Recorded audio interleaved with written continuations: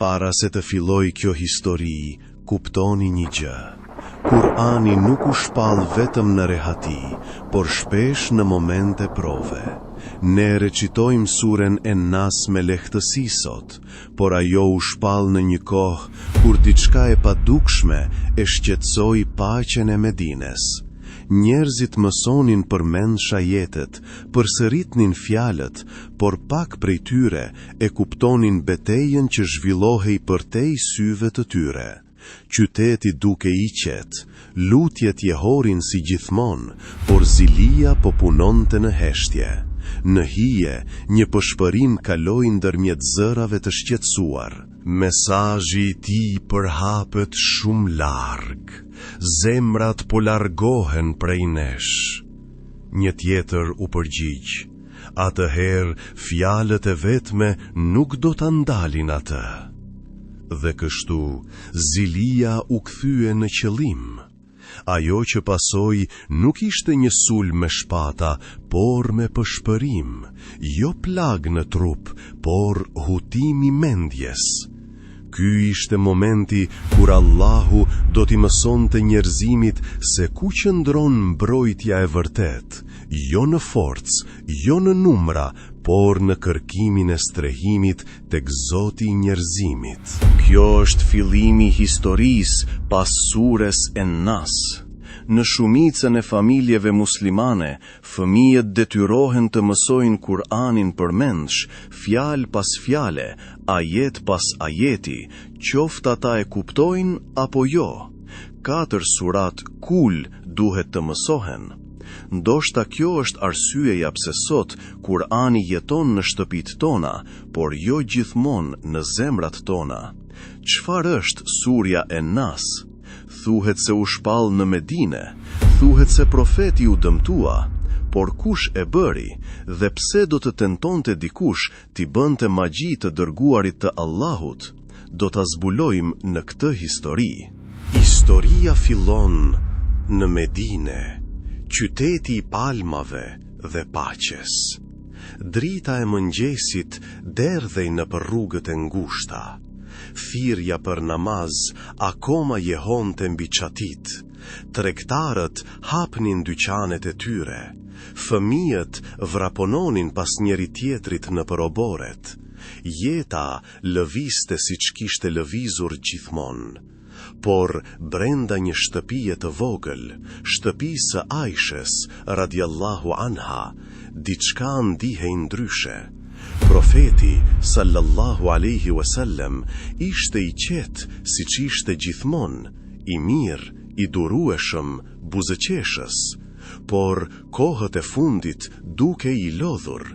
Ai ngrihej natën për të falur namaz, pastaj ndalet sikur kishte harruar nëse e kishte falur tashmë. Thoshte e kam bërë atë kur nuk e kishte bërë. Gjëra të vogla, momente që vetëm Aisheja radiallahu anha i vërente. Ajo shikonte në heshtje, dit pas dite. Hutimi ishte i lehtë, por i çuditshëm, ndryshe prej tij. Zemra i shtrëngohej, por buzët i mbetën të heshtura. Jashtë bota vazhdonte. Shokët vinin dhe iknin, xhania mbushej me zëra dhe hapa. E megjithatë, një qetësi e veçantë varrej mbi gjithçka. Sot duket i lodhur, ndoshta nga nata e gjatë e ibadetit. Përtej rrugëve të qeta të Medines, diçka e errët kishte tashmë filluar, e lidhur nga zilia, e ushqyer nga smira, e lindur nga urrëtia. Ky ishte magji, magjia që askush nuk mund ta shihte, magjia që do të sprovonte çdo zemër në Medine. Por si filloi, si u kthye zilia në diçka kaq të errët? Medina ishte paqësore, mesazhi i Islamit po përhapehej, zemrat po hapeshin, shtëpit po mbusheshin me dritë. Por për ata që nuk mund ta toleronin atë dritë, ndryshimi ndihej si kërcënim. Numrat rriten shumë. Duhet të veprojmë shpejt. Shpejt, ky qytet do të kujtoj se kush mban fuqinë e vërtet këtu. Fjalët e tij arrin çdo shtëpi. Fuqia jon zbetet me çdo pasues që fiton. Çfarë nëse njerëzit na harrojnë krejtësisht? Përshpëritja u bë frikë dhe frika u bë urrejtje. Ndërta ishte një njeri i njohur për trukat e tij me nyjet dhe frymën, një njeri që merrej me përshpërim dhe hije. Emri i tij ishte Labid ibn al-Asam. Ata erdhën tek ai fshehur azi, me arë në dorë dhe premtime në gjuhë. Donin heshtje, jo të vërtet. Labidi dëgjoi me qetësi. E kishte dëgjuar emrin më parë, njeriu që fliste të vërtetën kur të tjerët kishin frikë, njeriu që theu idhujt me fjalë e jo me armë, njeriu mesazhi i cilit kishte tronditur krenarinë e Mekës, dhe kjo ishte e mjaftueshme. Doni ta ndaloni? Atëherë sillmani çfarë ka prekur. Një fill floku, një krehër të vetëm. Unë do të bëj pjesën time. Ai kërkoi pak, një fill floku, një krehër të vetëm, diçka që e kishte prekur profeti. E mbështolli bende lëvore se thatë të një palë me hurme. Lidhi një nyj, pastaj një tjetër dhe tjetër, 11 nyje, secila e vullosur me zili dhe frymë. Dhe kur u krye, sendi u bart jashtë në mbulesën e natës. Ecën përtej shtëpive, kaluan në përkopshtet e qeta, drejt një pusi të vjetër e të harruar, pusit të dharruan, dhe atje e mbajtën çfarë kishin bërë, të fshehur nga syt, të fshehur nga zemrat, duke besuar se nuk do të gjendej kurrë. Ata mendonin se nyjet e tyre mund ta lidhnin të vërtetën. Mendonin se errësira mund t'i fshihej Zotit të dritës, por ai që sheh çfarë fshihet kishte tashmë shkruar se si do të mbaronte kjo. Por çfarë ndodh kur errësira që planifikuan fillon t'i prek vetë të dërguarit? Kur qetësia e shtëpisë së tij fillon të ndihet e rënd dhe askush nuk kupton pse. Ditë kaluan në Medinë. Profeti, sallallahu alaihi wasallam, lëviste në përto siç bënte gjithmonë, i butë, i durueshëm, buzëqeshës. Por ndonjëherë ndaltej sikur po kërkonte një mendim që i kishte rrëshqitur. Shtrinte dorën drejt diçkaje, pastaj ndaltej, i pasigurt. Thoshte, e kam bërë atë, kur nuk e kishte bërë. Momente të vogla, por të mjaftueshme për një zemër të vërej. Aisheja, radiallahu anha, shikonte në heshtje, shikonte, priste dhe lutej. Zemra e saj ishte e qetë, por sytë e saj shqetësoheshin. Dinte se diçka ishte gabim, edhe pse askush tjetër nuk mund ta shihte. Dhe kur asnjë përgjigje nuk erdhi, profeti sallallahu alaihi wasallam u kthye tek i vetmi derë ku kishte trokitur gjithmonë, dera e Allahut. U kthye tek Allahu subhanehu wa taala për qartësi, për mëshirë, për shërim. Dhe ai që dëgjon çdo përshpërim u përgjigj. Një natë, ndërsa ishte me Aishen, profeti sallallahu alaihi wasallam i tregoi se Allahu ja kishte treguar përgjigjen. Në ëndrrën e tij, 2 engjëj u shfaqën duke folur me fjalë që vetëm zemra mund t'i dëgjonte. Thanë se dëmi ishte punuar mbi të. Thanë emrin e njeriut, Labid ibn al-Asam, nga fisi i Beni Zurejk, një njeri i njohur për marrëdhëniet e tij dhe aleatët e tij ndër judenjt. I treguan se çfarë kishte përdorur, një krehër, një fill floku dhe lëvoren e thatë të palmës hurme, dhe i treguan se ku ishte fshehur, në pusin e vjetër të Daruan. Profeti, sallallahu alaihi wasallam, u zgjua dhe i tregoi Aishes, radiallahu anha, çfarë kishte parë. Shqetësimi i saj u kthye në qetësi, sepse çfarë kishte qenë fshehur, tani ishte e njohur. Ata kishin varrosur komplotin e tyre në thellësi të një pusi, por besimi kishte arritur më thellë. Kjo ishte lutja që theu magjin. Kur agoi, përgjigja kishte tashmë qenë shkruar.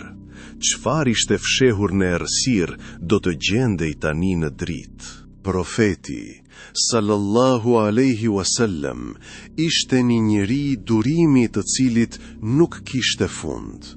Nuk e ngrinte kur zërin nga zemërimi, nuk ja kthente kur dëmin me dëm. Kur të tjerët e mallkonin, ai lutej për ta. Kur ata largoheshin, ai buzëqeshte. Edhe në dhimbje, nuk fliste kur për hakmarrje, fliste vetëm për besim tek Allahu. Dhe tani, kur e dinte se çfarë kishte bërë, nuk kishte zemërim në sytë e tij, vetëm paqe. Therriun Alijun, radiallahu anhu, Zubeirin, radiallahu anhu, dhe disa nga shokat e tij. Bashk ecën në për rrugët e qeta të Medines, ajri i mëngjesit i freskët, dieli sa po polinte. Hapat e tyre jehuan lehtë, ndërsa arritën te pusi i dharuan, i vjetër, i qetë, i haruar. Uji brenda ishte i errët, si përfaqja e tij me ngjyrë kine. Palmat u anonin afër, sikur ruheshin një sekret. U gjet një sënduk i mbështjell në lëvoren e thatë të palmës hurme. Profeti sallallahu alaihi wasallam filloi të recitonte ajet pas ajeti, çdo fjalë qartë dhe e qetë, fjalë që më vonë do të njiheshin si surja El Felek dhe surja En Nas. Me ajetin e parë, një nyje u zgjidh, me të dytin, një tjetër u zgjidh, me të tretin, ajri rreth tyre u bë më i lehtë, derisa u recitua ajeti i fundit dhe çdo nyje u zgjidh. Kur u kthye në shtëpi, ai sheja e pa fytyrën e tij dhe e dinte se shërimi kishte ardhur. E pyeti me butësi: "O i dërguari i Allahut, pse nuk e nxore dhe nuk ja tregove njerëzve?" Ai, sallallahu alaihi wasallam, u përgjigj: "Allahu më ka shëruar dhe u friksova se tregimi i tij mund të përhapte dëm ndër ta. Ai mund t'i kishte ekspozuar, mund të kishte kërkuar drejtësi, por i dërguari i Allahut, sallallahu alaihi wasallam, zgjodhi mëshirën. Ky ishte ai, një njeri që falte edhe kur kishte posuar pa drejtësi, i cili mësoi botës se forca e vërtet qëndron në vetë përmbajtje." Dhe pastaj erdhën ajetet, jo të zemërimit, por të strehimit, fjalë që do të mbronin zemrat deri në fund të kohës. Ajetet e agjimit dhe njerëzimit, surja El Felek dhe surja En Nas. Nga e keqja e çfarëdo që ka krijuar, dhe nga e keqja e natës kur bëhet e errët. Dhe pastaj kapitulli i fundit, i shpallur për të mbrojtur jo vetëm të dërguarin, por gjithë njerëzimin.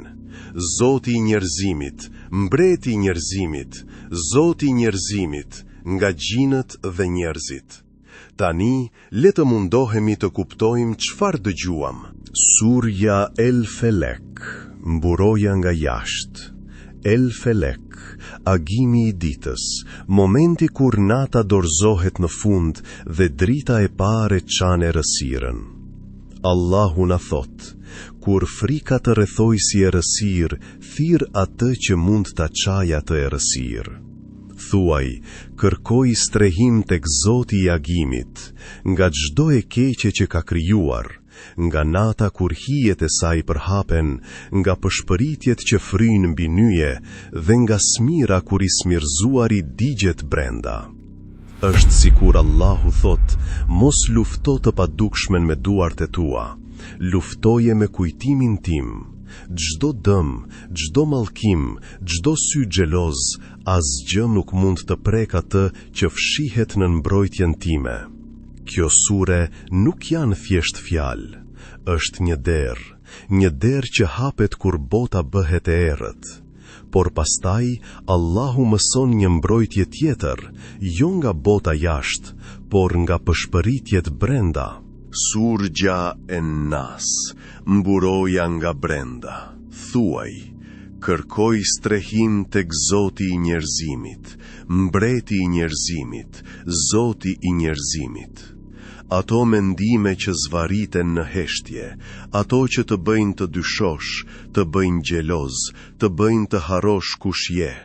Ai Zë që thot, je mirë pa namaz, je i fort vetëm, nuk ke nevojë për të.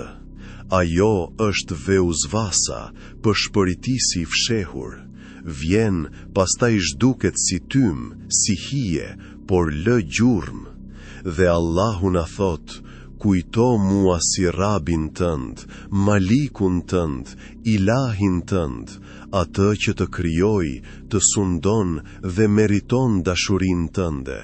Sepse kur zemra jote kujton Zotin e saj, çdo pëshpërim humbet fuqinë e saj. Dhe kështu u shpallën suret, 2 ajete strehimi, 2 mburoja mëshire. Recitimi i tyre u përhap nga buzët e profetit sallallahu alaihi wasallam në zemrat e ummetit të tij. Fëmijët i mësonin para gjumit, luftëtarët i recitonin para betejës, dhe çdo besimtar i mbante si armor kundër të padukshmes dhe të pathanes. Pusiu u mbyll, magjia u thye, por pëshpëritjet, ato nuk u ndalën kurrë, sepse e njëjta zili që digjte atëherë, digjet edhe sot. E njëjta smir, e njëjta urrejtje, vetëm e ndëroi fytyrën. Tani fshihet në fjalë, në ekrane, në zemra që buzëqeshin, por dhembin nga krahasimet. Ne rrotullojmë në përjet të tjerëve, numërojmë bekime që nuk janë tonat dhe harrojmë se zilia është akoma zjarr. Nëse kjo histori e preku zemrën tënde, ndaje atë, lëre një shpirt tjetër të kujtoj, lëre një zemër tjetër të gjej dritë. Mbështete këtë udhtim që bashk të mund t'i sjellim në jetë të gjitha historitë e Kur'anit, dhe mbaj rrugën e profetëve në duat tuaja, në lutjet tuaja, në mbështetjen tuaj, në dashurinë tuaj. Ato i mbajnë gjallë këto kujtesa.